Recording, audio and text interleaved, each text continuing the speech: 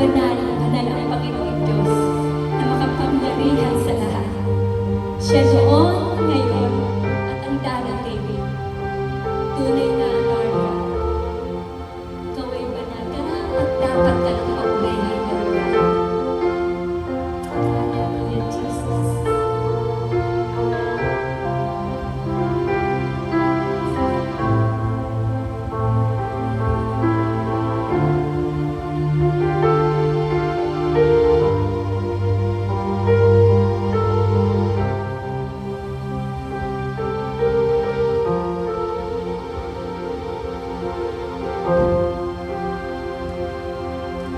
Thousand generations falling down in worship to sing the song of ages to the Lamb.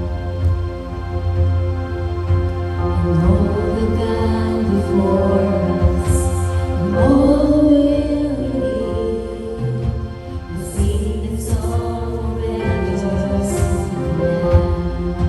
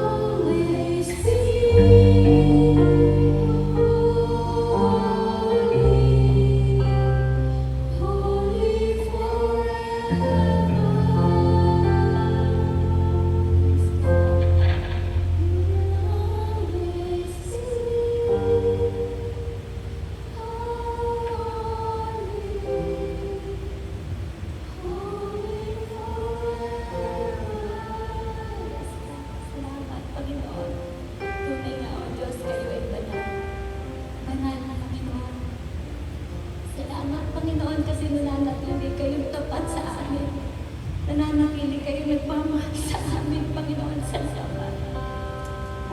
Thank you, Jesus.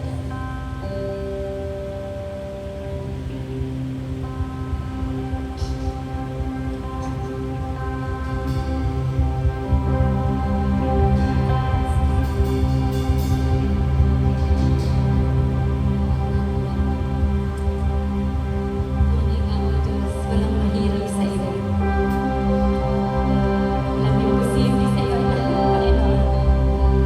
Dahil sinabi niyo sa iyong salita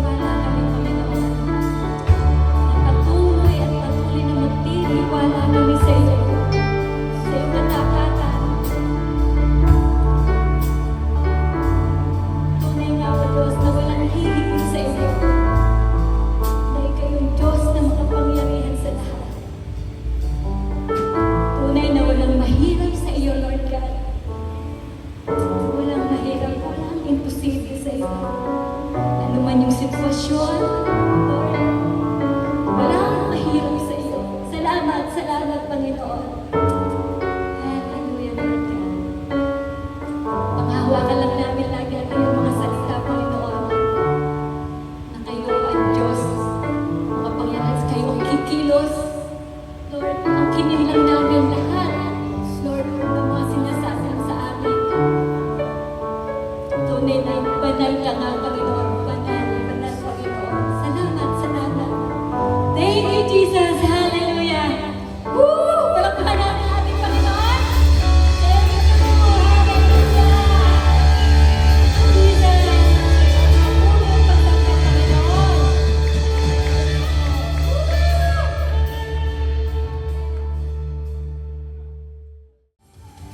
Good morning! Pakibati mo yung katabi mo. Good morning! Kanina pa natin binabati ang isa't isa. So, para may pa naman sabihin mo, God bless you more! Yan. Sabihin mo rin sa katabi mo, God bless you more too! Siyempre, ibalik mo. Ibalik mo. Anyway, so maraming salamat sa patuloy niyong pakikiisa, no, sa gawain ng church. Yun yung pinanawagan ni Ate Glenda. Isama niyo po sa panalangin yon yung kasalang bayan, isama niyo po sa panalangin yung mission, relief mission sa Quezon. Pwede po ba isama niyo lagi sa panalangin yon? Kasi tatawid ng dagat po. Okay? So tatawid ng dagat. So ngayon pa lang, ipag-pray po natin na maging maayos yung panahon. Diba? Hindi po maalon. Tapos ipag-pray natin na talagang mapagpala natin yung mga kapatid natin na mga dumagat. Kasi nga, paliwanag ko nga pagdating po ng September hanggang February pala, taghirap at tagutom sila kasi hindi sila makatawid, hindi makapangisda, hindi sila makapagbenta ng tanim nila. Kaya kinakain daw nila yung tanim nila kahit hindi pa siya, halimbawa yung kamote daw, maliit pa lang hinuhukay na nila kasi nga kapos na sa pagkain. So yung gagawin po natin sa September, yan po yung unang bahagi lamang. Maging sufficient po na sila and then i-develop yung community. Kaya may susunod pa yan. Sa ngayon, ang goal lang ng revival mission ng Church So Blessed ay maging sufficient po sila dun sa tinatawag na lean month. Sabi ko parang para sa abroad may winter season, magtatabi ng pagkain hanggang sa matapos yung winter, saka na naman magtatanim. No? So yun po yung direksyon ng Panginoon. So sana po makaisa tayo kasi that is one way of walking in God's love. Isang paraan sa paglakad ng may pagmamahal at pagbabahagi ng pagmamahal sa iba. Yan. Kaya salamat po. At yung panawagan ni Ate Glenda na kung maaari po, okay naman din kung gusto niyo ng bigas. Kaya lang po, malayo nga so itatransport pa. Kaya mas maganda sana kung bigyan na lang natin sila ng pambili, doon na lang bibili. Okay? Pero kung kung kahit talaga gusto yung ibigay, bahala na po, gagawa na lang po ng paraan. Okay? Pero ang punto po nito, our church will support the relief operation. Kaya ipag-pray nyo bakit sasama kami ni Ate Len doon. Tatawid po ng dagat. Tinanong ko po yung kung meron gusto sumama rito Nung una gusto. Pero nung sinabi ko tatawid ng dagat, lalo nung sinabi ko matutulog tayo, All Stars Hotel. Hindi 5 stars, all stars, bakit? Tent lang po siya. So magte-tent po doon, okay? So mararanasan po yung buhay misyonaryo. Pero kung may gusto talaga sumama, natingnan natin. Anyway, so makiisa. Tapos yung kasalang bayan, baka naman mamaya biglang may mag-asawa para humabol doon Dadaan muna yan sa marital counseling. Libre po yan, again open yan, dumadalo sa church o hindi. Ang purpose po natin ay maisaayos yung pagsasama. Ibig sabihin, mapagpala sa pamamagitan ng matrimony.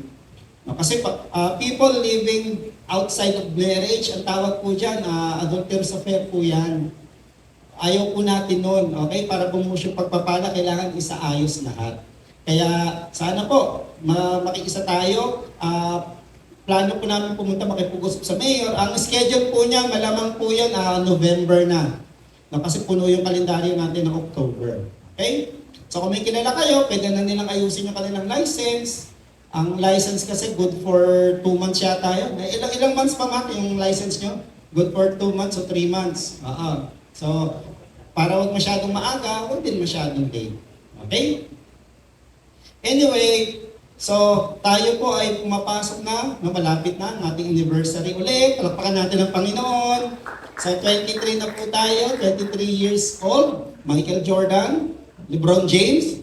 Tama ba? 23. 23. So, we expect greater things from the Lord. Alam niyo, may ginagawa ang Diyos na pagsasaayos, may ginagawa yung Diyos na tawag dito. Ewan ko po sa inyo, no? Pero sa akin, may nilalagay sa puso ko na there is more to this. No? There is more, something more than this sa atin. Ibig sabihin, panahon na para tayo ay maging pagpapala sa iba. Kaya nga kita nyo, ano tayo, Brigada Eskwela, may magkakasalang bayan, tapos mag-involve sa, mag-involve sa relief mission. Tapos, posible kung magbukas yung Taytay Elementary School, pag-pray nyo po yun. No, bubukas sila, bibigyan tayo ng 30 minutes para po mag-share ng values. Niisip namin ni Ate Lynn yung good moral and right conduct, GMRC. So, sama niyo po lagi sa prayer. Sige, ngayon nga po, pag-pray natin yung church. Sige, hanap kayo ng ka-partner and agree. Kailangan may ka-agreement. So, pag-pray niyo po yun na yung mga ginagawa ng Diyos, lalo na yung mga paparating na gagawin natin, yung relief mission, yung pasalang bayan, tapos yung potential na campus ministry, tapos yung anniversary. Pag-pray niyo po yung 4 na yun. Sige, hanap kayo ng partner. Pag-pray niyo po. Bago tayo pumunta sa Word of God. Sige. Let's spend a few moments in prayer. Pag-pray niyo po yung mga ministry heads at leaders ng church, no? Mga kilos, mga financiers, yan. Sige, pray lang po. Pray for provision, protection, and people. Yan po, yung tatlong yan. Para sa mga yon. So, kasalang bayan, relief operation, campus ministry, plus anniversary. Sige po. Pray niyo po.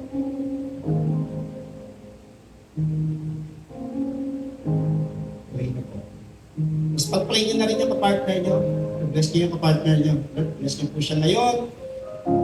Tawakan niyo po yung kanyang capacity to receive from you today. Ano mang mensahe niyo po ngayong araw na ito?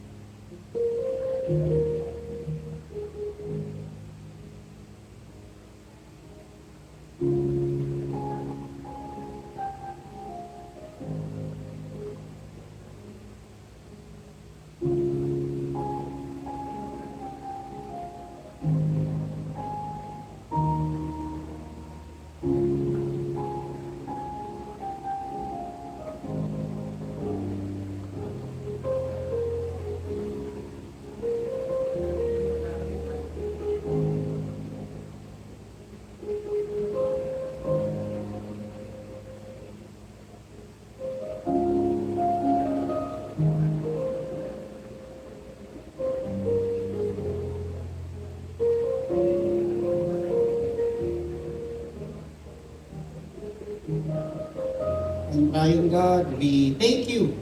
We pray with faith. Sabi nga, kung meron lang kaming pananampalataya na kasingit ng butil ng istasa or mustard seed, we pray with faith and anticipation. Parang tinanggap na po namin yung aming itinaas. We ask for your provision. We ask for your protection.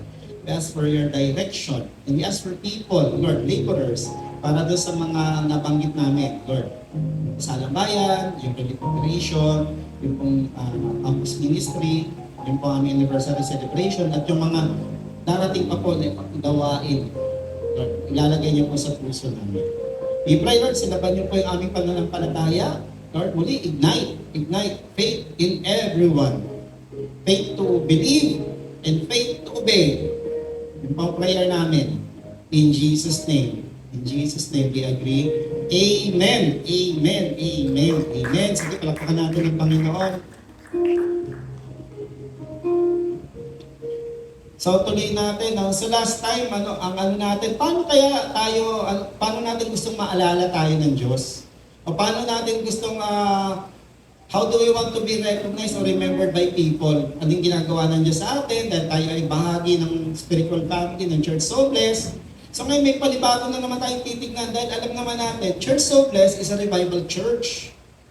Okay? Kaya nga magpo-focus tayo, no? Tututukan natin lalo yung pong 12 stones of revival o yung ating revival DNA. So pag tinutukan natin yun, ang purpose noon ay to develop a revival lifestyle sa bawat isa. Hindi tayo makakaiwas doon. No? Kasi yun ang assignment ni Lord sa ating church, no? Sa Church So Blessed. Sa atin, ang particular assignment niya in terms of revival is revive families, revive communities. Di ba? So kasama sa community po yung inyong barangay, kasama sa community yung school, kasama sa community yung munisipyo, barangay hall. Siyempre, una muna pamilya. Mahirap po na maging daluyan ng pagpapala kung tayo mismo barado. Sabihin mo, hindi tayo barado. Diba? Naalala ko yung mahina yata ng tubig nung sa hose. Yung pala may bara pala doon sa dulo. Mahirap yung ganon. Okay? So, mahalaga po na as we move in revival, walang makakahadlang sa gawain ng Diyos sa ating church, lalong-lalo na sa ating lahat. So ngayon, tignan natin dito, how can we live a revival lifestyle? Yan ang ating sisilipin ngayon. Kung tatanungin niyo ako, how can we live a revival lifestyle? Simple lang po. Learn to move, learn to trust, learn to obey God. Ibig sabihin, kumikilos tayo ng may pananampalataya. Kaya silipin po natin, ano ba yung tinatawag na faith that is ready to trust and obey? Sino nakakaalam ng kantang trust and obey? Hymn yan na trust and kaya kasi yan Naking hymnal. Trust and obey, sabi nga sa kanta, trust and obey, there is no other way than to trust and obey. Kung gusto natin na magkaroon ng pagbabago sa ating pamilya, we must learn to trust and obey yung direction ni Lord. Kung gusto natin magkaroon ng pagbabago sa ating hanapbuhay, learn to trust and obey God's direction. Kung gusto natin magkaroon ng pagbabago sa ating relasyon, sa tahanan, learn to trust and obey. At to trust and obey needs faith. Everyone say faith. Yan, pananampalataya. Kaya nga di ba, sinimulan natin ito sa Hebrews chapter 12, without faith. Ganon. Without faith. Yun ang ating tinignan, chapter 11, yung roll call of faith. Kaya ngayon titignan natin muli yung isang character. Last week, si Noah, tinignan natin si Noah. So, si Lord, lagi siyang pumipili ng pamilya kung saan gagamitin niya sa isang malaking gawain o misyon. Kaya napakahalaga ng papel na ginagampanan ng pamilya. Para sa akin, imagine yung New Testament church din, pinanganak po ang mga churches sa tahanan, di ba mga house churches sila. Yung sila nag-gather, nagpipray, and then for some time nag-gather sila, big gathering. Pero ang style po nila noon, bahay-bahay. Bahay-bahay. Kaya mahalaga po na palakasin natin ang pamilya. So pamilya ang Diyos, pamilya ni Noah. After Noah, may lumabas sa kanya na bagong henerasyon through his son, si Shem. Sa kanya galing yung mga Semitic race or mga Jew. Lumabas sa kanya si Abraham. Kaya silipin naman natin yung buhay ni Abraham. Bakit siya nakasama sa roll call of faith? So, James chapter 2, verse 21 to 23 lang tayo. So, binanggit ni James, the half-brother of Jesus. Eventually, si James, siya yung naging head ng church kasama ni Peter. Dalawa sila. So, sabi rito, was not our ancestors Abraham considered righteous for what he did when he offered his son Isaac on the altar? Ito, ang konteksto nito, napansin niya, maraming umaattend, maraming dumadalo, pero walang nakikitang pagbabago sa buhay. They claim na may pananampalataya kami, pero hindi kita sa kanilang pamumuhay. Kaya sumulat siya doon sa mga dumadalo, sa mga faithful. Attention, mga faithful. Yan. Lakipan nyo ng gawa ang iyong pananampalataya. Sa buhay, yung pananampalataya. Dapat hindi lang obvious, dapat dama. Yun dapat nararamdaman. So ito yan. Paano nadama kay Abraham yung faith? Translated into word yan. He offered his son Isaac on the altar.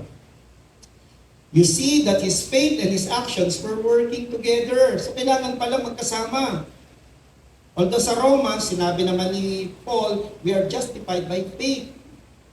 So tayo nagiging ganap yung sa pamamagitan ng pananampalataya. Dahil ganap, doon tayo kilos. Pero sabi rito, working together, kaya kailangan magkasama. And his faith was made complete by what he did. Tandem yan.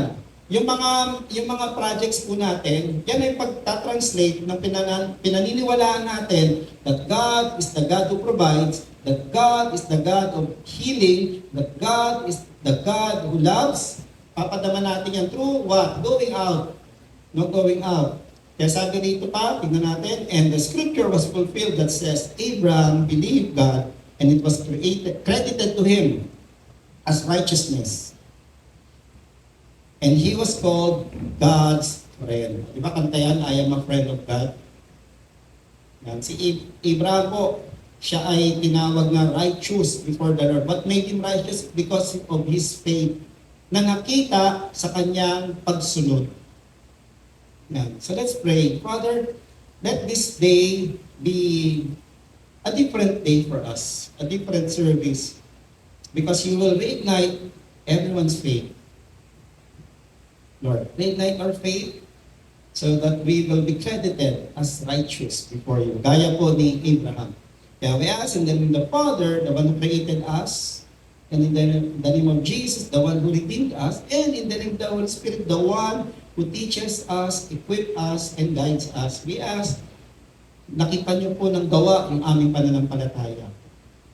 Maaari po kami kumikilos, pero gusto po namin mas mag-alag yung aming pananampalataya. May we be on fire for God. To learn, to trust, and obey Him. Ano po ba yung kailangan namin gawin para matuto kaming magtiwala at sumunod? Yun ang aming panalangin ngayon. Sa pangalan ni Jesus, Amen, Amen, Amen. Okay, palakpakan po natin ang Panginoon. Sa mga kapatid, simple po dito. Isasummarize natin yun, yung sinabi ni James about Abraham. Napakahalaga po na we need to put our faith to work. No? Pagganahin po natin, ayaw gumana to, ayaw gumana. No? Pagganahin natin yung ating pananampalataya. No? Let us put our faith into work. Sinasabi natin, we walk in God's love. Paano nakikita sa atin that we walk in God's love? Nabawa, nabalita ng kapitbahay, uy, ako church so blessed ka umaga na. Di ba ang ano nyo, walk in God's love, naririnig ko yun eh. Oo, tama. Na-imagine niyo po ba, biglang may nagtanong, bakit parang hindi halata? Bakit? Kasi grabe kang magsalita, gano'n, di ba? Sakit po nun. So, mga kapatid, let this season, kung pagpasok natin sa ating 23rd year, be a season of putting what we believe into something that is tangible. Dama naman. Hindi lang nakikita, nararamdaman. Hindi lang nararamdaman, natatandaan. Okay, natatandaan. So, how can we put our faith to work? Alam niyo, maraming mga bagay na pwede magpahina ng kalooban. Kaya nga marami nagsimula, una nag-aapoy. Pag sinabi ko nag-aapoy, ayan, walang liban sa pagsisimba. Nag-aapoy, maaga yung magsimba. Nag-aapoy, walang palya yung mag-pray. Nag-aapoy, walang palya magbasa ng Bible. Nag-aapoy, nag-i-involve sa ministry, naglilingkod. Pero nakakalungkot yung makita natin, nakakalungkot yung observation na yung apoy minsan lumalamig, nawawala. Huwag naman sanang mawala. No, kaya, napapagod, nananggana, nadi-discourage. Nabatid naman natin, after the pandemic, ang greatest challenge po is yung mental health curve. Sabi nga, yun yung kailangan i-flatten. Alam nyo, ngayon, ayon sa National Center for Mental Health, binabaha pa rin po sila ng tawag. People with anxiety and depression. At mga churches din po, ang daming mga workers or leaders who is struggling with anxiety, nag-overthink, yan. Kaya kailangan po tayo lumabas para sila po ay encourage. Kailangan natin palakasin ang bawat isa sa Panginoon. And we need to put our faith into work. Ngayon ito, ano kaya yung ibig sabihin ng we have a faith that trust and obey. No? Simple lang po yan eh. Put it into action agad. So dito, put faith into work. Paano? Una, ito, makikita natin kay Abraham. Yun lang, silipin lang natin yung passage sa Hebrews na sinabi rin ni James, the half-brother of Jesus. Una, napakahalaga, if we want to put our faith into actions or work, follow God and overcome the fear of uncertainty. sumunod sa Diyos, at i-overcome yung takot sa walang katiyakan. Alam mo yung mga tao, sabi nila mga lalaki daw mahilig yan sa sigurado. Kaya nga minsan may crush na ayaw pang magtapat eh. Bakit? Kasi tinitignan niya eh. Ano kaya? Papasa kaya ako? Mga boys, tama ba? Crush ko siya eh. Magsabi ka na, nag-crush. Hindi, baka ayaw sa akin eh. No? Kailangan muna ng kailangan muna niyang maging sigurado na hindi mababasted. Di ba? O bakit yung iba naman? Bakit yung iba ayaw magnegosyo? Kasi ganun din.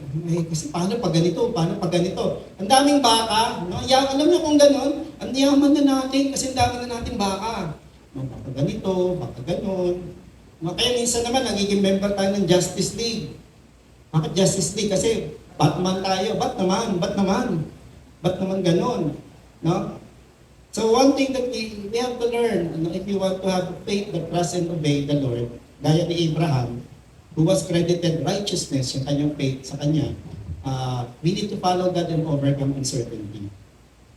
Si Abraham, ang daming uncertainty nung tinawag siya ng Diyos. Sabi dito sa Hebrews chapter 11 verse 8 to 9, by faith, tingnan niya, by faith, na faith that trust and obey, when he was called to go to a place he would later receive as in his inheritance, he obeyed and went even though, tingnan niyo yung ginuhitan ko, he did not know where he was going. Okay, where he was going. Napakalaga na sumunod tayo kung saan yung direction tinuturo ng Diyos. Ganito minsan yung direction na sinasabi niya, sasabihin na niya pumunta ka doon, pero hindi niya sasabihin ano yung madadatnan mo doon. No? Malimit, hindi niya sasabihin. Basta sumunod muna bago makita. So dito hindi niya alam. Imagine 75 na siya nung sinabi ni Lord. Imagine niyo yan, 75, ibig sabihin nun, established na siya sa kanyang hanap buhay. So may ari-arian na siya, sabi doon, marami na siyang workers, marami na siyang mga flocks. Diba? Kumbaga familiar na siya at kumbaga hayahay na siya. No? He was called from Mesopotamia. Sabi, nasa Mesopotamia yung Ur. No? So sinabi niya, umalis ka dyan. Kasi meron akong plan doon sa lugar na yung lupang pangako doon kita pasasaganahin. Yun ang sinabi. Doon kita pagpapalain. Pero hindi nilinaw, ito yung madadatnan mo, hindi nilinaw, ito yung kailangan gawin. Basta ang sinabi lang, pumunta ka doon sa lupang tuturo ko at doon kita pagpapalain. So, minsan gano'n, kumbaga parang need to know basis. Yan. Matuto na po tayo, masanay na tayo kay Lord kung minsan ang kanyang pamamaraan sa atin, His method in guiding us is on a need to know basis.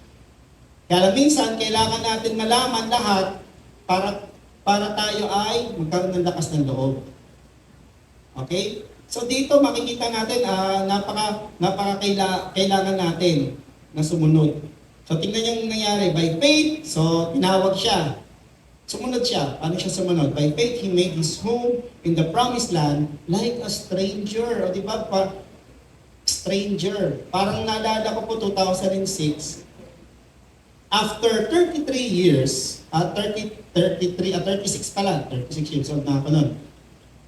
After 36 years na nakatira sa Pasay City, 9, lumipat kami ng Katimar, and then from there, doon na kami lagi, either lumipat lang ng kalye. So di ba, kumbaga, komportable ka, hindi mga kaibigan, parokya, tapos katabi pa namin yung tita namin, ngayon lilipat. Yun yung first year ka sa pastor dito sa Church of Las Masinas. So pinagpipilian, either Cavite medyo comfortable kasi nandun yung isang kamag-anak namin, lumipat ka rito, mura dito. Pero ang direction ni Lord, lumipat ka malapit doon sa iyong pinagtatrabahuhan at malapit kahit papano doon sa iyong church. So kaya kami napunta ng Antipolo, magkapatid. Single pa si pastor noon. Pero tingnan niyo po, ewan ko naranasan niyo pag nag-relocate. Alam po yung iba sa atin dito, nag-relocate lang sa Taytay. Ano yung pakiramdam po nung unang lipat? Di ba, nakakaasiwa? Bago ko dito Di ba? Walang kilala. Aalamin mo kung saan yung palengke. Naalala ko nun, nagalugad ko yung palengke nun eh. Ganito pala to, shortcut pala to, mga ganon. So si Abraham, hindi siya bago doon. Dahil he lived like a stranger. Sabi doon, in a foreign land. He lived in tents, sabi ganon. So, pero ito yung maganda, meron siyang pinangahawakan na pangako. Sabihin mo, pangako. Yan. So yung pangako na yon, it helped him overcome uncertainty. Mga kapatid, if we want to learn to trust and obey, kung yung pinagagawa ni Lord, we need to overcome uncertainty. Yung takot natin sa hindi tiyak. Maraming bagay po na hindi tiyak na ipagagawa ng Diyos. Kasi kung tiyak lagi yan, hindi po natin kailangan ng pananampalataya. Sample po, pag-pray mo yan, gusto mo, pag-pray ko ba? Di ba? Ano yung uncertainty doon? Paano kung hindi gumaling? Di ba? Paano kung mamatay? Di ba? Yung uncertainty. Tapos yung fear, yung shame. Di ba? Nakwento ko na sa inyo, unang pinag-pray ko po noon, namatay after 1 week. Kaya mamaya, sino pong gusto magpa-pray na may sakit? Diyan. Kita nyo na, uncertain. Hindi ko yung pastor. May mga gumaling naman po. Pero ganun po eh. Kaya ayaw natin mag-pray kasi uncertain ako. Bakit ayaw natin mag-minister? Di ba, nakita natin na pag-pray mo, kaya encourage mo. Kasi uncertain eh. Tama kaya yung sasabihin ko? O kaya baka makantsawan ako? Di ba? Sino po dito yung may reunion? Tapos, hindi ba Christian ka? Mag-pray ka nga. Pwede mong ikaw ang mag-pray. Yung uncertainty doon, baka mali ang maipag-pray ko. Di ba? So, overcome uncertainty. Just trust and obey when it is in line with what God has for us. Kung sa plano ng Diyos yan, maniwala ka at magtiwala sa Kanya. So, faith enables us to see what others cannot see. Kaya kailangan po humingi tayo ng pananampalataya. Si Abraham, ang sinabi lang, iwan mo yung pamilya mo, iwan mo yung lugar na yan, pumunta ka doon sa lupang ituturo ko, doon kita papapalain. So kailangan niya lang ng pananampalataya. Saan nakakabit yung pananampalataya niya? His faith was what? Was founded on the promise, I will bless you kung saan ka magpunta. At sino man ang mag-bless sa'yo, i-bless ko din. Sino man ang umaway sa'yo, aawayin ko din. And then curse you pala. Whoever curse you, I will curse. So, faith enabled Abraham to see what others cannot see. Pero, mangyayari lang po yan if we will learn to trust and obey. Put our faith into works. Okay? Sa sample po, magbubukas po yung according kaya talaga, sino nagpunta ng Taytay Elementary School, taas ang kamay. Ayan. Di ba, nakausap yung si Teacher Cathy, kasi sinabi niya, bibigyan daw ako ng slot per week. Alam ko, tumakbo sa isip ng tuturo ko. Meron ba akong may tuturo? O kaya, pwede ba akong magturo? Ayun yung mga uncertainty. Ito pa, dagdag natin. Paano pag pinagtawanan ng mga estudyante? Ayan. Paano niya alam, Pastor? Tumakbo po sa isip ko dati yan, bago ko eh. Pero yun, Pero yun may nagbukas eh. May nagbukas. Actually, ito ko, confess ko, dati may nagbukas na sa atin. Na school dito sa Benjamin Esguerra, Memorial National High School. Sabi nung kaibigan namin doon na head ng Values Education Day, sige basta bigyan ko kayo ng slot doon. Kayo mag-handle ng Values Education, edukasyon sa pagpapakata, ESP. Bakit naman ESP pang Kaya lang naisip ko agad, sino katuwang ko doon? Wala akong katuwang. Dagdag load, kasi nga nagba-Bible study na ako eh. So again, I was overcome by certain uncertainty. Masusustain kaya ito. Kasi bago pa lang ako dito sa Taytay noon.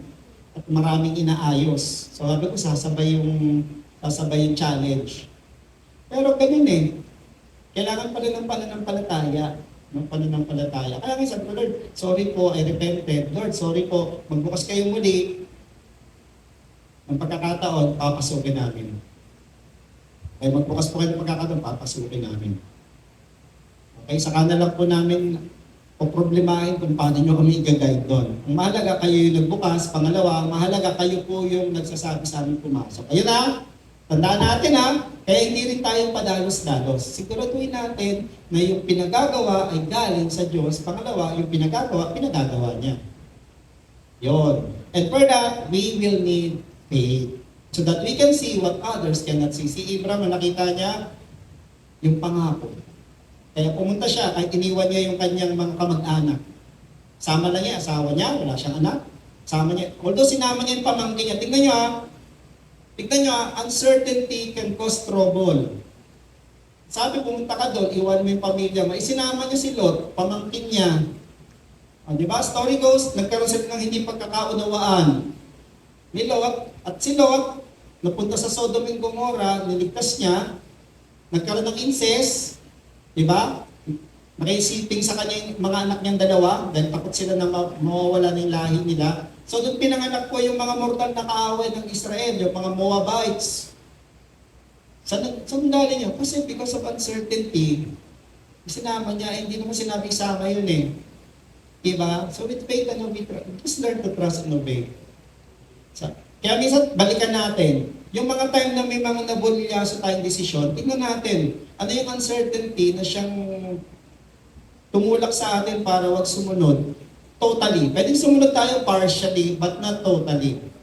Pwede yun ha. Sumusunod tayo, pero partial lang, hindi total. So, yun. So, Genesis chapter 13, verse 9 to 12. Tingnan nyo.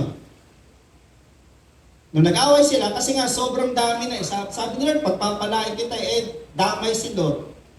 So, sobrang dami ng kanilang mga herd, hindi na masustain. So, nag-aaway na yung tauhan ni Lot at yung tauhan ni Abraham. So, si Abraham, being the good uncle, sabi ko, ibang klaseng uncle, mabait. Mabait. Sabi ko, Lord, bigyan niyo ako ng ganyan kabaitan. Para naman hindi kawawa yung mga anak niyo sa taytay. Ganon. Tawa kayo mukhang hindi talaga mabait si pastor sa inyo So, sabi ni Abraham, sige, sabi niya, is not the whole land before you? Let's part company. Pero maayos, mag-iwalay tayo ng maayos. So, kung pupunta ka sa kaliwa, sa kanan ako. Kung pupunta sa kanan, pupunta naman ako sa kaliwa. O di ba, ang bait? Ang bait ni Abraham. Kaya lodi siya eh. Sa kanyang pagsunod, kaya niya magparaya. Kasi, yung pagpaparaya niya, pagbibigay katuparan to sa inutos ng Diyos, pumunta ka doon, iwan mo yung mga kamag-anak mo. So Lot looked up and saw that the whole plain of Jordan was well watered, like the garden of the Lord, like the land of Egypt toward Zoar. This was before the Lord destroyed Sodom and Gomorrah. So nakita niya. Alam niyo, di ba, nung unang panahon, ang mga sibilisasyon, binibuild yan sa tabi ng tubigan, tabi ng mga ilog. So nakita niya, maganda yun well watered. So doon ako, malamang, doon ako mananagana. Tama naman, niya. So anong pinili? Kaso, katabi siya ng Zoar. Yun yung lahi na hindi sa Diyos. So Lot chose for himself the whole plain of the Jordan and set out towards the east. Pinili niya. The two men parted company. Abraham lived in the land of Canaan, while Lot lived among the cities of the plain and pitched his tent near Sodom. Yung Sodom, kilala po yun sa immorality So lumapit siya sa kasalanan. So dito makikita natin na sa ating pagsunod, kailangan ma-overcome natin yung uncertainty po. When we trust and obey the Lord, nakikita natin yung hindi nakikita ng mata. So hindi nakita ni Lot yung favorable ito.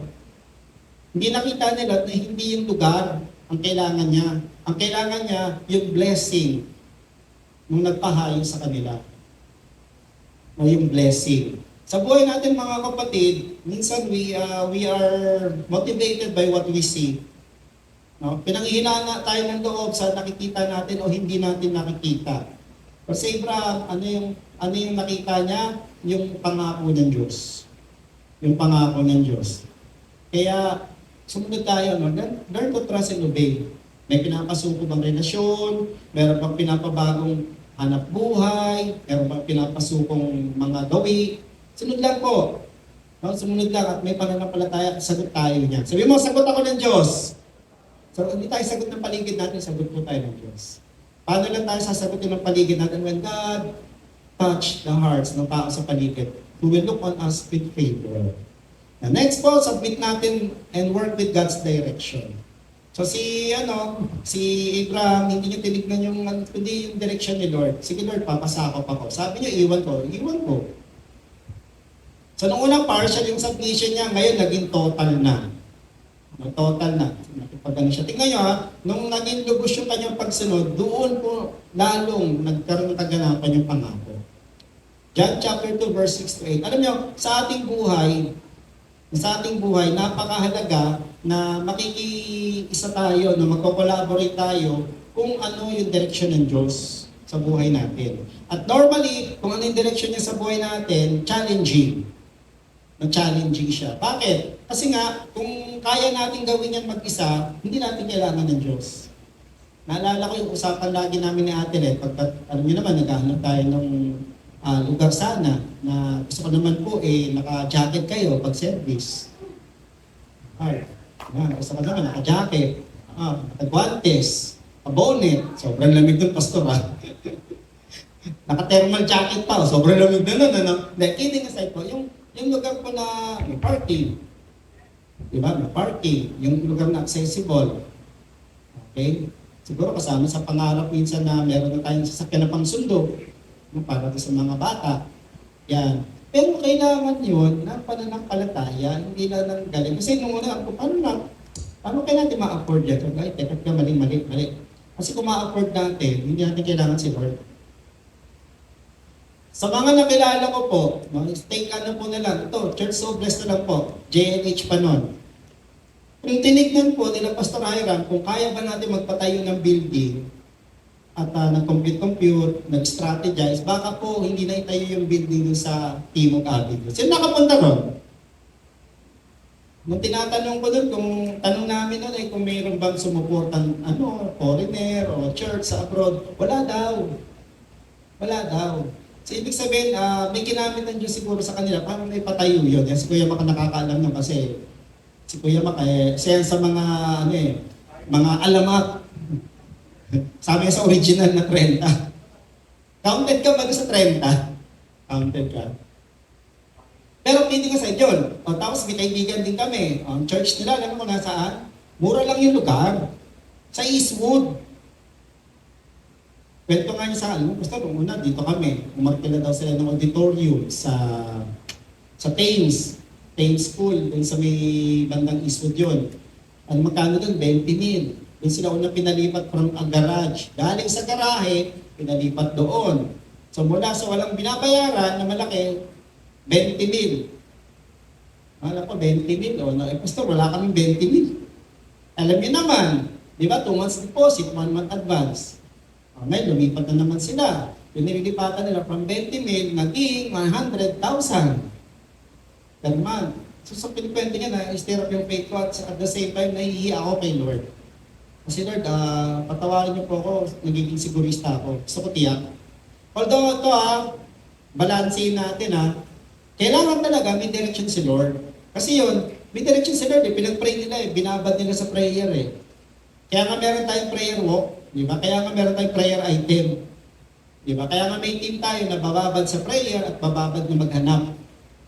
So, the long and short of it, kung lahat ng bagay ay tingin natin kaya natin, hindi natin kailangan si Lord.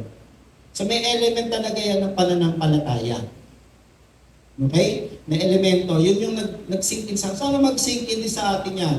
Ano man yung kalagayan nyo, ano yung struggle, baka kailangan isama na yung elemento ng pananampalataya.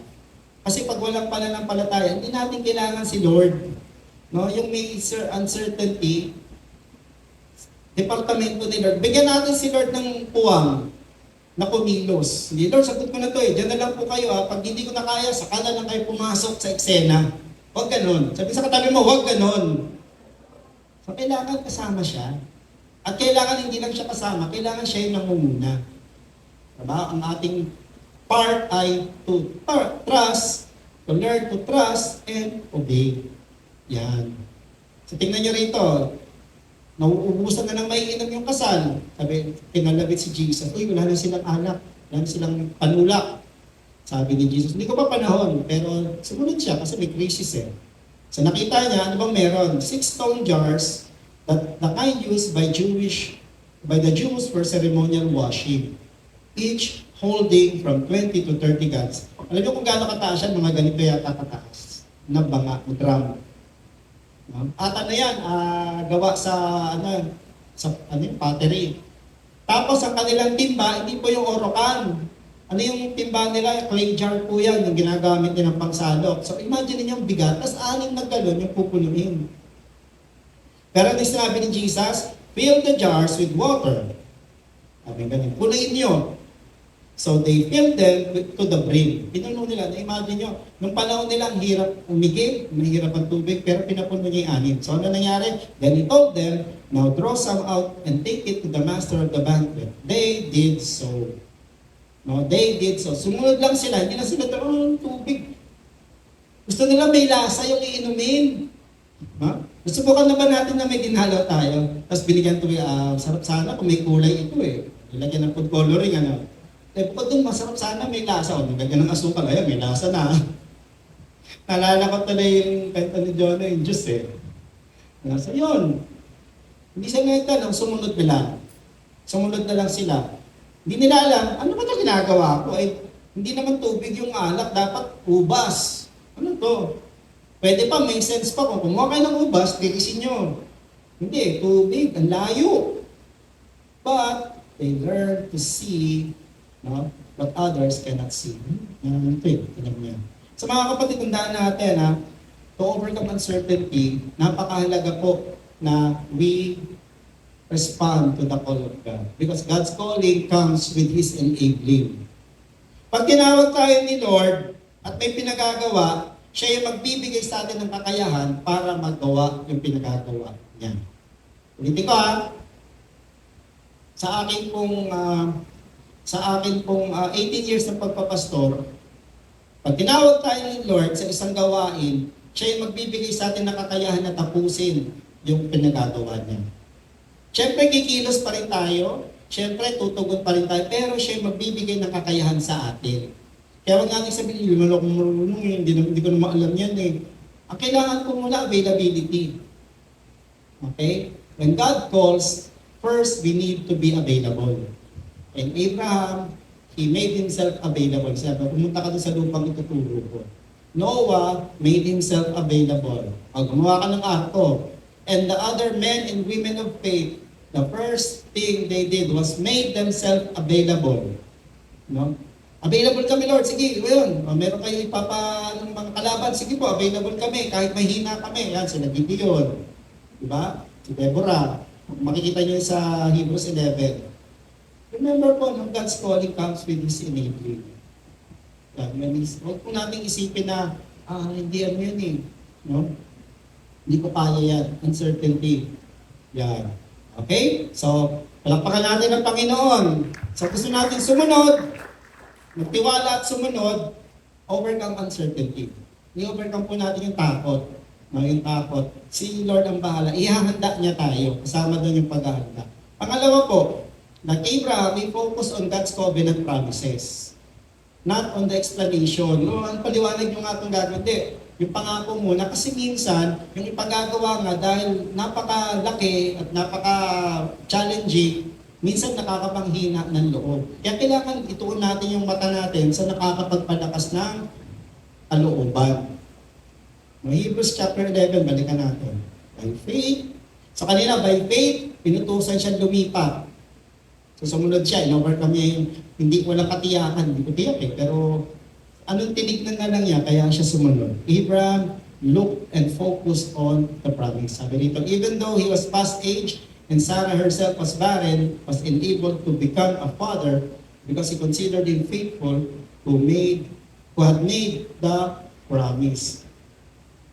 Again, nangako si Lord, mula sa iyong lahi, pararamihin ko na parang kasing dami ng buhangin. Kasi sinabi niya, tingala ka, kung mabibilang mo yung mga bituin, mabibilang mo yung manggagaling sa iyo na lahi. Pero, anong tinignan niya? Tinignan ko, thunders na kami. Di ba? Sinabi niya, hindi. Anong tinignan niya? Yung pangako, yung covenant, yung kasunduan, yung tipan. Kaya nga sabi rito, and from this one man, and he as good as dead, gave descendants as numerous as the stars in the sky and as countless as the sands in the seashore. Mas marami pa po kaysa sa buhangin. So, napakahalaga dito that we learn to walk in faith. Again, trust and obey.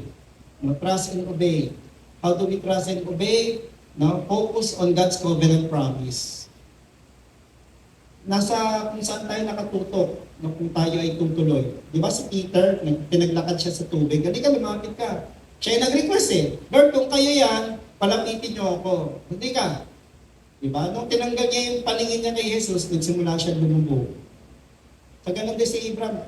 Maraming bagay na pwedeng magpahina ng loob niya, kaya nga nagtanong siya kay Lord eh, di ba? Sino magmamana nung pagpapala niya sa akin kung hindi yung aking katulong sa Eliezer? At may ganon.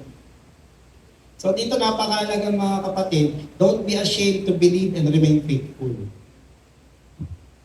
Kung yung kalagayan natin, mukhang imposible, huwag po tayong mahiya na ituloy. Kahit tingin natin wala pang nangyayari. Sa kanya, nakita nila, old age na kami 75, and then dito, mga 90 plus na yata siya nung pinausap siya. Diba, 100 na siya nung pinanganak si Isaac eh. At si Sarah yata, 90. Pero, ano yung nagtulak? Nakakahiya naman sa tandaan namin, mga anak pa kami. No? Naalala ko, biruan namin natin, nagkaanak tayo, baka pag umatin tayo ng PTA. Sabi, Lolo, asan yung parents ito? Sabi po yung parents. Lolo na eh, no? Pero ganun eh, ini-imagine ko lang ano yung naramdaman niya, sa edad kong ito, magkakarga pa ako, habol pa ako sa bata. Diba? Yan. Madali ba Kuya Mac magkarga ng baby na 5 kilos? Ayan, pagka kasing bata ni Kuya Mac, pero pag kasing bata ni Pastor, challenging ngayon. Pero yan eh, he focused on the covenant promise. Hindi niya pinocus yung, Lord, paliwanag niyo nga, paano mangyayari yan? Hindi eh. So, hindi siya nahiya, no? Hindi siya nahiya. And we must learn to walk in faith. Deuteronomy chapter 7. Tignan niyo kung gaano ka-faithful si Lord. Ito yung kanilang pinaniniwalaan eh. But it was because the Lord loved you and kept the oath He swore to your forefathers that He brought you out and with a mighty hand and redeemed you from the land of slavery, from the power of Pharaoh, king of Egypt. Know therefore that the Lord your God is God. He is the faithful God, keeping His covenant of love to 1,000 generations and to those who love Him and keep His commandment. Bumagsak dito ang Israel eh. Diba? Tinanggal nila yung mata nila dun sa pangako ng Diyos na meron kayong lupang pangako, doon ko kayo pagpapalain. Ano yung tinignan nila? Tinignan nila yung kakayahan nila, hindi namin kaya. Tinignan nila yung paligid nila, wala kaming makain, wala kaming mainom. Tinignan nila yung papasukin nila, mas malalaki pa sa atin. Diba nag-report yung 10, yung lalaki titirisin lang tayo. Yan. Ano yung ginawa ng dalawa na kumontra si Joshua sa si Caleb? Hindi! Pinunit nila yung damit nila. Pinatahimik na, hindi kayo, kaya natin yun. Hindi sila nahiya, no? Na manatiling matapat. Kaya sila lang yung nakapasok sa promised land eh. Okay? Saan nang galing yun? Si Abraham, pinractice niya yun. Hindi niya tinignan yung katandaan nila ni Sarah. Hindi nila tinignan yung ano yung wala kami. Tinignan nila ano yung meron kami. Ano ba yung meron sila? Yung pangako ng Diyos. Alam niyo mga kapatid, kung minsan wala na talaga tayong makita na pangahawakan, o wala tayong yung something tangible, remember to hold on to something from God. Ano ba yung pangako na pinangahawakan natin? Ano yung pinangahawakan natin? Okay? So pag may pinangahawakan, ano yung dapat matutunan? Ito yung isang dapat matutunan. We must learn to walk in faith. Isang bagay na we walk in faith, saya nun, pero ito yung very challenging. Challenging din po yung mag-antay ng may pananampalataya. Kasi dito marami na di-disqualify, na inip. Balikan natin si Abraham. Nainip yung asawa niya. Pinangunahan ng Diyos. Marinig ko, siguro pinikwento niya. Ang kwento mo, paano mangyayari yan? Ito, alam ko lang kung paano. Ito yung aking maid servant, si Hagar. Malamang sa kanya manggaling. Sipingan mo para magkaanak tayo sa kanya. Di ba? Noong palang uso na yung surrogate mother. No? Gumamit siya ng yung kanyang yaya, yung kanyang katulong. Tayo nyo, hanggang ngayon po, sakit ng ulo sa Middle East. Dahil pinangunahan ang Diyos. Bakit? Kasi kailangan palang matutong mag-antay ng may pananampalataya para magkaroon ng kaganapan yung pangako ng Diyos. Dito po, meron kumakalat ng chismis na bawal daw mag-jowa sa Church of Blessed Taytay. Mga magulang, hindi po bawal. Okay? We just encourage them to study first. Bakit? Learn to wait. Itong panahon na ito, panahon ng paghahanda at pag-aaral. Sa namin, magkaroon ng kaganapan, ang pangarap ng magulang sa inyo, so learn to wait. Kaya lang, may mga hindi makapag-antay. Hindi makapag-antay ng tamang panahon, sabi nga ni Lola ni Dora. Sige. Okay, don't get me wrong, meron naman din po nagsasaksi. Pero ang dito focus plus yung iwas sa anumang bagay. Yun sana. So si Abraham po, they must learn to wait in faith. Exodus chapter 32 verse 1. Tignan niyo umakyat si Moses para kunin yung commandment kay Lord na sinulat pa niya sa tablet. So noon pa lang pala may tablet na. Natagalan siya bumaba. So when the people saw that Moses was so long in coming down from the mountain, they gathered around Aaron and said, "Come, make us gods who will go before us. As for this fellow Moses who brought us up out of Egypt, we don't know what has happened to him." Nainip. Na-overcome sila ng uncertainty. Babalik pa kaya siya? Kaya nung una, they were trusting and obeying the Lord. Kaya lang, on and off, parang ano po, Christmas light. Pag okay, ilaw yung faith. Pag medyo gipit na, mamamatay.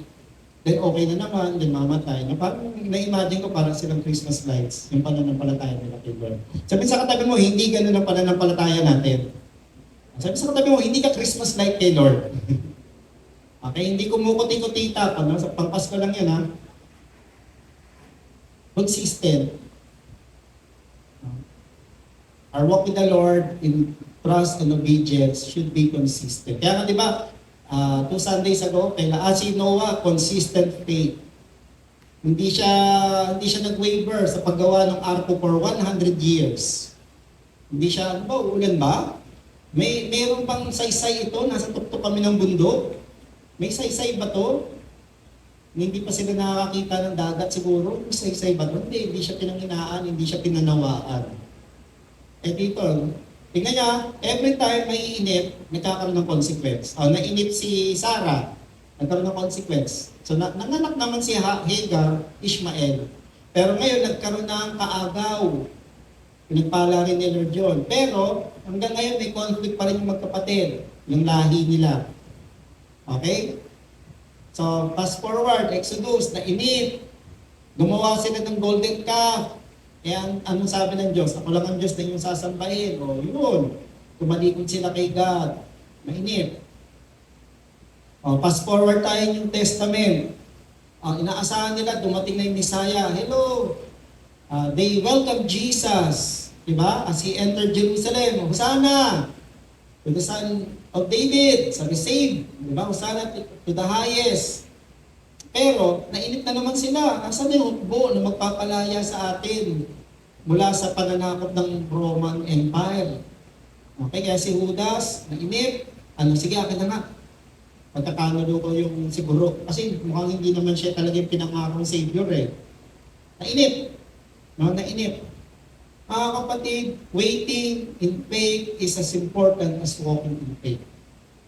Yung pag-aantay po, ng may pananampalataya, kasi halaga po yan ng paglakad at pagsunod ng may pananampalataya. Ulitin ko waiting in faith is as important as walking in faith. Nakita natin, yung mga taong nainip at pinangunahan ng Diyos, may consequence yung kanilang desisyon dahil nainip. Dahil nainip. Sila. Hindi pa sinabi ni Lord nag-go niya. Minsan, balikan natin. Sa bahay natin, bakit may minsan hindi pagkakaroon? Nainip eh. Nainip na magbago yung asawa, nainip na magbago yung anak. nainip na magbago yung pamilya, wala talaga pag-asa yan eh. No? Alam mo, sa counseling yan, isang challenge eh. Kasi mahilig tayo sa instant noodles, instant coffee, ngayon may instant family, no? May instant relationship, kaya hindi na dinadaanan yung normal na courtship period. Dating up na, dating up. Okay? Instant. Kaya minsan, may consequence. Okay, palagi may consequence. Bakit maraming na-scam? Sige nga, tanong ko po, ba't maraming na-scam? Parang parang linggo-linggo may binabalita, no, na-scam ng pera, hinahabla nila. Alam niyo, malungkot doon, pwede nilang may habla yon, makulong, pero yung pera hindi na mababawi. Pag lumaya yung scammer na yon, yaman niya. Ang yaman.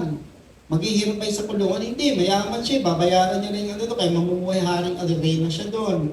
Pero bakit na-scam? Kasi hindi makapag-antay. No, hindi makapag-antay. Ganun. Alam niyo, nakakaaliw ngayon. So, 2 years ago, ang daming gusto maging weightlifter. Decades ago, ang daming gusto maging billiard king. Kasama rin, maraming gusto maging boksingero. Bakit? Kasi load din nila si Manny Pacquiao, load din nila si Efren Bata Reyes, and then naging load din nila si Hidelin Diaz. Ngayon may bagong lodi. Sino? Si Carlos Yulo. Lahat na gusto mag-gymnastics na naman. Ganito yan eh. Pwede naman yun eh. Pero nakikita lang kasi yung nakasabit na gintong medalya, yung hawak-hawak ng trophy, yung nakasabit ditong belt, kay Pacquiao, pero hindi nakita yung waiting season, yung preparing season para doon. Hindi nakita. Natutuwa po ako, kung may gusto ko akong takutin dito sa Taytay, alam yung ginagawa ni Pastor, pag may gusto akong takutin sa mga ministry, sige, i-assign kita mag-sermon sa linggo. Pastor, wag po, sorry na po. Kahit walang kasalanan, magsasorry po yan. Sorry po, ano po kasalanan namin. Takot. Bakit takot? Kasi di po, tingin mo, no, kahit natatangin namin tayong gawin yung ginagawa niyo. Nakita niyo na lang po yung ganito. Confident magsalita. Pero hindi ka lang, nakakadalawang CR ako bago ako mag-sermon. Time of refreshing ko, minsan nalilate ako ng pinot. Bakit? Napapa-CR ba ako? Kung kailan mag-start, saka pinakabahan ako, CR nga muna. Kung baga, nakikita na lang natin yung finished product, pero hindi natin nakita yung pinagdaanan para maging gano'n. Mga kapatid, lahat po tayo may pagdadaanan para po tayo ay maging ganap sa mission ng Diyos. And first skill, ito, halimbawa, pagka skills po yan, pwedeng matutunan. Okay, pag skills pwedeng matutunan. Pero, kailangan magtanim ng panahon. Anong kailangan po? Huwag mainip. So, waiting in faith is as important as walking in faith. Napakahalaga po na matuto tayo mag-antay sa timing ng Panginoon. Ang dami po nag-share sa akin ng gospel noon. Pero ang timing ng Diyos pala ay 2001. Eventually, di pa yun kasi di ba ako lumipat eh. 2003, divine appointment sa akin ni Lord.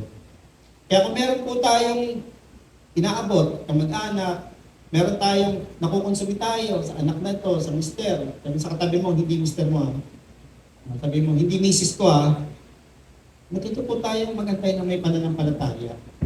Kasama po sa magantay ng may pananampalataya, makinig kay Lord, baguhin mo yung strategy mo, hindi umubre. Ganito po kung lumihis tayo ng konti. Kung umuubra po, yung strategy natin, matagal na po nagbago. Dapat. Okay? Yung anak, yung asawa, kamag-anak, umubra pa yung strategy, pero dahil hindi pa umubra, chances are, kailangan baguhin yung strategy and pag-antay. Mag-antay. Sa akin as early as 1980s, may nag-share na po ng gospel. Kaya lang hindi ko pa po timing yun eh. Pangalawa, mali yung pamamaraan eh. Punta kayong perno. Ano po ako sa Kristan eh. Kulang na lang po, magpare ako eh. Diba? Nung naiba yung strategy, may love to Maganda ka ng Bible study sa office. Ganun po, may timing siya. Pero ang punto nito, learn to wait in faith. Diba? Bakit nawala yung pagkahari ni Haring Saul? Di ba siya yung unang hari? Kasi hindi niya maantay si Samuel. Andiyan dyan na yung kalaban. Eh, ang kailangan maghandog o mag-sacrifice, dapat priest. So hindi ako na nga, kasi nag-aalisan na yung mga kawal niya sa takot. So natakot siya na maiwan, at natakot siya na baka matalo sila, inagaw niya yung gawain ni Samuel. Hindi nakapag-antay. Mga kapatid, ulitin ko po bago ko iwan to. Ewan ko ba't ina-emphasize ko mabuti to? Napakalaga po, matuto tayo mag-antay sa tamang paraan. Matuto tayo mag-antay. Relasyon ba yan? Pera ba yan? Ano pa? Ano man, pinagagawa ng Diyos sa atin. Bakit ano po? Bakit masigasig tayo ngayon na naghahanap na ng sariling lugar? Tingin ko ito na po yung panahon. Masyado ng palagay kayo dyan at meron akong plano sa inyo. So, ano kailangan doon? Kailangan matuto rin ako magantay. Hindi lahat na makita ko, pwede na tayo dyan. Kaya nga may pamantayan Yan yung pamantayan na binigay ni Lord. Favorable, accessible, safe. At doon tayo gagamitin ni Lord. So learn to wait. And when we learn to wait, napakahalaga po that we overcome yung ating impatience. Tapos tingnan nyo, faith in God is obeying without asking for explanation. Lahat ng pinagagawa ni Lord, minsan walang paliwanag. O di ba? Paano mangyayari kung may edad na kami? Ba't ako pupunta ron? Hindi ko alam yun doon. Minsan we ask the Lord for explanation, but Abraham's model, trust and obedience, that doesn't need an explanation. So, ganun katindi yung pananampalataya po niya. John chapter 4, tignan nyo, miski kay Jesus yung mga pinagaling niya, may pinagaling siya, hindi niya na pinapaliwanag kung bakit. Di ba, may lumapit sa kanyang mga ketungin, 10. Anong sinabi niya? Sabi niya, Lord, pagalingin niyo kami, gusto naman malingin. O sige, pumunta kayo sa punong pari, pakita niyo yung sarili niyo. Kasi sila yung nagde-declare na healed Anong ginawa ng 10? Sumunod at papunta doon, gumaling sila. Nga lang, isa lang yung nagpasalamat Pero ang matindi nun, sumunod sila. Kaya gumaling. Ano pa? Paano siya nakapagpakain ng 7,000 o 5,000? Sumunod, akin yung tinapay, distribute nyo. Walang nagtanong, paliwanag nyo nga paano tayo makakapagpakain ng 5 tinapay at 2 isda, Panginoon. Hindi. Hindi na nakipagtali yung mga disciples, sumunod na lang sila.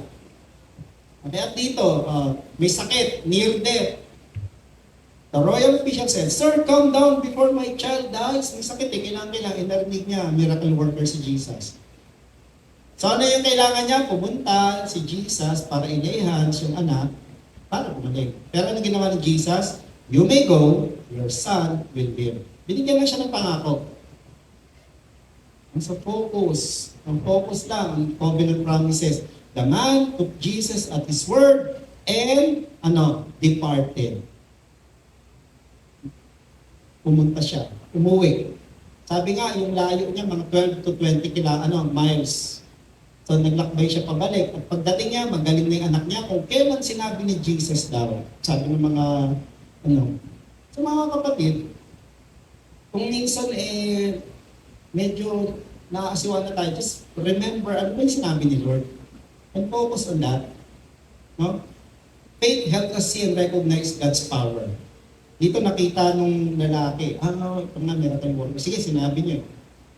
Yan, sinabi niyo Kaya pangahawakan ko yung sinabi niyo. Okay? Tandaan natin God will always fulfill His promise either immediately or absolutely, ultimately. So, pag hindi niya tinupad immediately, pwedeng may panahon, pero God will fulfill it ultimately and absolutely. Ibig sabihin may proseso. Pero God will still fulfill His promise if we will just learn to walk and work with Him. Okay? So wag tayong panghinaan ng loob, tuto pa rin ng Diyos. Sabi mo, tuto pa rin ng Diyos. Ang pangako niya sa buhay ko. Yan. So immediately, agad-agad, or unti-unti. Pero, tiyak. Yan, ang ibig sabihin nun. Amen. Palakpakan natin ng Panginoon. So last, uncertainty, overcome natin. Para ma-overcome, let's focus on God's covenant promises, not explanation, or yung circumstance. Ito, be firm with our beliefs about God's ability and character. To learn to trust and obey God, we need to have a firm belief na Lord, kaya nyo, na Lord, capable kayo, na Lord, able kayo, na Lord, tapat kayo. Kasi kung hindi po yan magsisingkin sa atin, mahirap yung sumunod. Mahirap pong sumunod. Hebrews chapter 11. Balikan natin si Abraham, ha? So, pumunta ka doon, dapat na pagpapalain. Wala silang anak. Huwag ka mag-alala, pararamihin ko lahi mo, dyan dadali pagpapala. Kasing dami niyang mga bituin at buhangin sa dagat. Ito, challenge. Tanda na sila. Challenge, way past childbearing. O binigyan, tinupad naman ng Diyos eh. Diba? Nang 100 years old na siya, pinanganak si Isaac. So, natupad ang pangako, diba? Natupad ba? Okay, yay! Natupad. Nangyari bigla ito. By faith, Abraham, when God tested him, offered Isaac as a sacrifice. He who had received the promises was about to sacrifice his one and only son. Even though God has said to him, it is through Isaac that your offspring will be reckoned, Abraham reasoned that God could raise the dead. Tignan yun, paniniwala niya, kaya niyang buhayin ko eh. And figuratively speaking, he did receive Isaac back from the dead. So tinupad yung pangako, pero na-testing na naman yung pananampalataya niya. Mga kapatid, alam ko na sabi ko ito a few months ago, faith that is tested is a faith that can be trusted. Ang pananampalataya na sinusubok, mapangahawakan at mapapanindigan po natin yan. So dito, nasubok na naman yung pananampalataya niya. Pero sabi ng iba, sa bahay naman ng Diyos, ba't isa-sacrifice yung tao, human sacrifice? Nung panahon po nila sa paligid, uso po yung human sacrifice eh. Pero sa kanila, pinahinto ni Lord John. Ganyan ba sa bayan Diyos? Hindi. God was testing the heart of Abraham. Kaya mo bang magtiwala? Tinitingnan niya eh, kaya mo bang magpatuloy na magtiwala? Kasi nakita niya na eh, na mahal niya yung anak niya. Ang sabi, no, doon sa isang nabasa ko, yung love, unang lumabas po yan dito, no, Genesis chapter 22. When God asked Abraham to sacrifice his son, whom he loved. Doon lumabas yun. Sabi, no? So sabi, tingnan ko nga kung ako pa rin ang love mo kaysa dyan. So dito, ang test, hindi yung konsulta. Ang test dito susunod ka pa rin ba kahit mahirap yung ipagagawa ko? Ang puso mo ba sa akin? No, hindi sa bayan Diyos kasi kaya niya kang buhayin. Pinatunayan ni Abraham po, pumasa siya. No? Ano yung faith niya? Lord, kaya niyo. At ito, sabi sa Luke chapter 145, di ba? Si Mary, mother of Jesus, sinabi ni Elizabeth, blessed is she who has believed that what the Lord has said to her will be accomplished. Dito, naniniwala si Abraham, kaya niya, sige Lord, kung gusto niya sacrifice, alam mo naman kaya niyang buhayin eh. Kasi may pangako tayo eh. Sa kanya manggagaling yung lahi. Di ba? Matatag po yung kanyang pananampalataya na ang Diyos, tutuparin yung kanyang pangako. So dito mga kapatid, believe in God's ability and character. Abraham has a firm belief in God's ability. Able kayo, Lord. Pero hindi lang doon, Abraham believed in God's character. Faithful kayo, Lord. Dahil sinabi nyo, mangyayari. Dahil sinabi nyo, magaganap. Kaya kapatid, hindi ko alam ba't ko ito. Kung may sinabi sa atin ng Diyos, magaganap po yan. Kapatid, kung meron kang pinangahawakan kay Lord, believe in His ability and His character. Magaganap yan. Amen? Sabihin nga natin, Lord, magaganap at matutupad. Sabihin mo na may conviction, magaganap at matutupad. Ganda yung sabihin natin hanggang sa makumbinsi tayo, no? So, ito yung hamon eh. Can we keep on trusting God in spite of the temptation to give up? Ito, crucial ito kasi inantay nila eh. Pero yun eh, faith, to trust and obey, needs us to keep going on. Kahit na parang ang sarap ng sumuko. Kahit na ang hirap. No? May mga disciples si Jesus, nung hindi na nila kaya yung sinasabi niya, iniwanan siya. Okay? John chapter 6. Ito yung nagpakain siya, tapos pinaliwanag niya, ako ang tinapay ng buhay. Sino ang kakain ng aking laman, inom ng aking dugo, magkakaroon ng buhay na walang hanggan. Hindi nila makuha. On hearing it, many of the disciples says, "This is a hard teaching. Who can accept it?" Aware that his disciples were grumbling about that, Jesus said to them, "Does this offend you?" Yan, ganun. So, tanong tayo dito. 65, he went on to say, "This is why I told you that no one can come to me unless the Father has enabled him." From this time, many of his disciples turned back and no longer followed him. Nung hindi na sila komportable, nung hindi na umaayon sa gusto nila, yung direksyon ni Jesus, iniwan siya. Nung iniwan siya. Minsan, ganun, nakakalungkot minsan ganun po yung sa mga mananampalataya. Pag hindi na nasunod ng gusto, maraming atheists po who became discouraged because God tingin nila hindi sinagot ng Diyos yung kanilang hiniling. Chances are po, pag in-interview po natin, may hindi naniniwala sa Diyos, may pinanggalingan yan. May pinanggalingan yan, either abuse, either frustration, either discouragement. O pwede nakikiuso lang. Pero chances are po, ganyan, maging firm lang po tayo. No? Maging firm lang po tayo. So how can we be firm? Let's focus on God's covenant promise, hindi po convenient circumstances. Minsan, kasi pag hindi na convenient, doon na natin iniiwan ang Diyos. Sabi nga nung awit kanina diba, walang mahirap sa Diyos. Higit pa sa anumang kalagayan natin, higit man sa anumang pinagdadaanan natin, walang mahirap sa Diyos. Kaya lang, because of the inconvenience, diba, the inconvenience of waiting, the inconvenience of being shamed, kala ko ba, ba't hindi pa sinagot ng Diyos yan? Pinangungulaan natin siya. Pangalawa, umaayaw na tayo. Mga kapatid, again, a reminder to us, Church So Blessed Taytay, let's learn to focus on God's covenant promises. Hindi lang po sa convenient circumstances. Convenient din na po dito, no? Kaya lang may pinagagawa ang Diyos Sa pamilya natin, ano ba pangako ng Diyos? Ayusin ko yung pamilya nyo. Pero ano yung circumstance? Magulo pa rin, pastor Ayaw pa rin magbago Tuto ka lang kung ang pangako ng Diyos, ayusin, iligtas. Di ba pangako ni Lord John, na sinabi ni Paul, you and your family will be saved.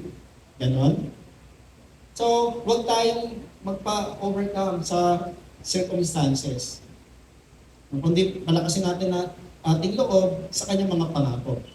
Kaya po, when in doubt, always choose to please God. Yan yung ginawa po ni Abraham. Miski may duda siya, hindi Lord, nakakalugod sa inyo, sumunod ako. Sana po sa ating Church So Blessed Taytay, whenever we are in doubt, always ask, Lord, ito ba makakalugod sa inyo itong gagawin ko? Babalik po tayo, we can learn to trust and obey. So yung mga kapatid, gusto po natin ng faith that trust and obey the Lord. Yan. Kailangan, para magka-impact po siya, put the faith to work. Paano yan?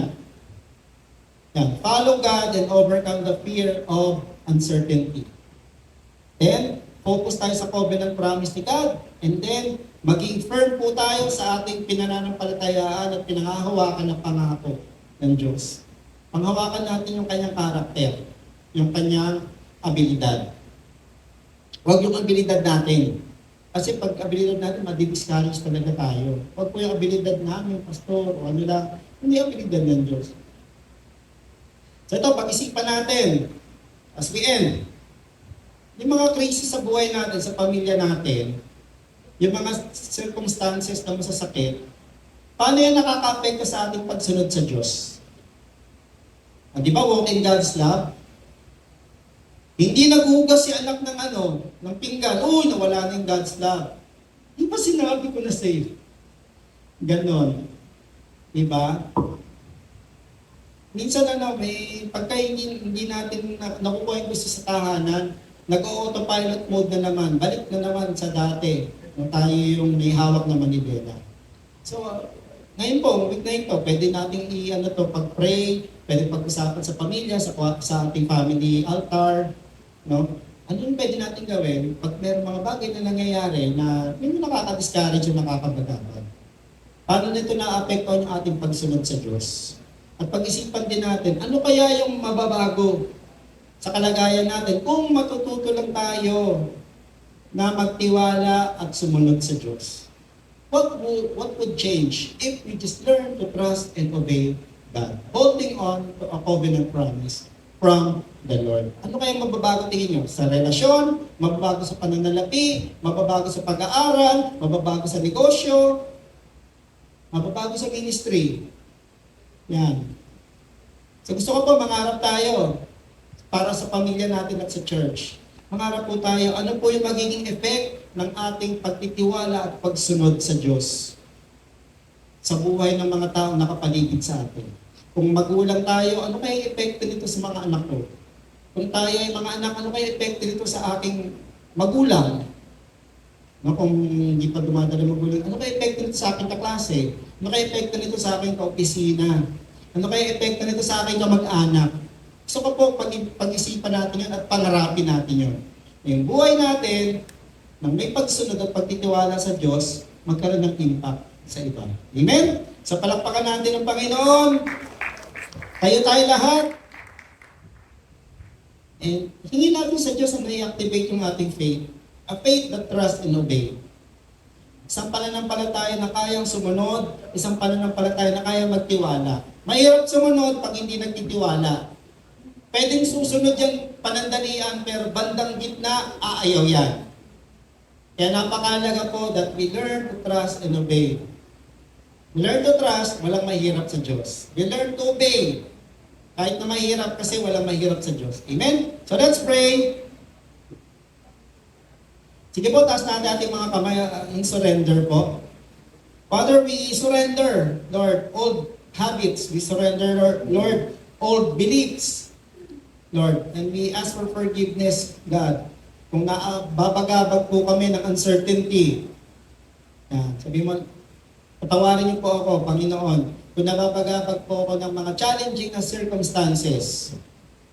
Kaya napapangunahan ko po kayo. Right now, salamat po Panginoon, bigyan niyo po kami ng bagong pagkakataon, bagong kabanata sa buhay namin, sa pamilya. Bigyan niyo po kami ng bagong kabanata dito po sa church as we approach our anniversary. May every one of us learn to put our faith to work by trusting and obeying you. Magtiwala at sumunod sa inyo. Magtiwala at sumunod sa inyo. Kaya Father, lahat po nakataas ang kamay na yan, I just declare Holy Spirit, fill them up with faith in Jesus' name. Fill them up with new faith, fresh fire, Lord, fresh fire bilang magulang, fresh fire bilang asawa, fresh fire bilang estudyante, fresh fire bilang kapatid. Fill everyone, Lord, with your fresh fire, Lord, bilang empleyado, bilang naghahanap buhay, may negosyo. Fill them up, fresh fire, Lord. God. Kung may nakabinbin po, baka yun po yung kailangan, we learn to trust you and obey you. Father, nakabilin ko po yung bawat isa sa inyo. Receive, kapatid, receive fresh fire of faith. Pag may nakita ka na kailangan, pag-pray mo. Pag may nakita ka na kailangan i-share ang kabutihan ng Diyos, i-share mo ngayon. Pag may nakikita kang kailangan ibabad sa panalangin, ipanalangin mo. Just learn to trust and obey. Kung may panawagan sa si Lord na mag-involve sa kanyang ministry, either as a worker, as a financer, as an intercessor, sunod.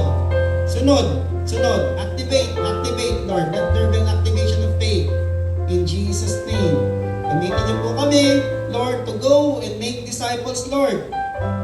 To go and teach what you have commanded. Ano yung inutos niyo? Salamat po. Tanggalin niyo po yung uncertainty, tanggalin niyo po yung shame, tanggalin niyo po yung doubt. We just declare fresh faith. Sabi mo, I receive, Lord. Fresh faith. I will trust. Sabi mo, I will trust. And obey. Starting today. In Jesus' name. Amen. God bless po.